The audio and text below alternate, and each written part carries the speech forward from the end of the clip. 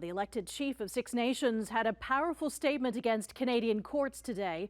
He was speaking at the trial of a man convicted of killing a Six Nations member and said the outcome of the proceedings leaves Indigenous people feeling as though their lives are meaningless. Al Sweeney is covering this case at Hamilton's John Topinka and joins us live with the latest. Al. Taz, these were strong words from Chief Mark Hill of Six Nations, and he went further, talking about a sense of fear on the Six Nations Reserve in the midst of these events. The chief was presenting a community impact statement in the trial of Peter Khill, convicted in the death of Jonathan Styres of Six Nations in 2016. Khill argued he was acting in self-defense when he shot Styres as Styres was trying to steal his pickup truck at 3 in the morning. A jury rejected the self-defense argument and found him guilty of manslaughter. The judge is now considering his sentence. In court, Chief Hill said justice was not achieved with this ruling. He said it means Indigenous lives are meaningless. He went on to say that people on the Six Nations Reserve fear to venture out and shop in nearby communities. He said they're viewed as expendable, and he said they fear people will harass the family of the deceased. There's so many emotions running through our community. There's not just this case, but obviously with what we've endured with the residential schools, the day school. So I think there's a number of things that have been adding up.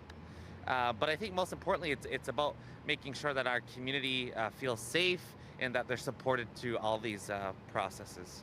Friends and family of the victim, including Styres' wife, also presented statements about the impact of the killing that left 2 young girls without a father. His aunt said to Khill, "You took his life. You are destined to take on all of his trials and tribulations." And Styres' mother said, "When his death day comes, I cry for hours." She said to Khill, "I fear that your friends don't come after me to get even." And as an auntie, we're important in our community. The aunties, the mothers, all of us raise our community, so it's trying to keep them safe and protected, and we weren't able to do that. In court, Khill looked directly at the people making impact statements. In turn, when the defense introduced 57 character references, including one from his wife, Khill wiped his eyes. The references praised him as a well-liked and respected, gentle, and non-violent person.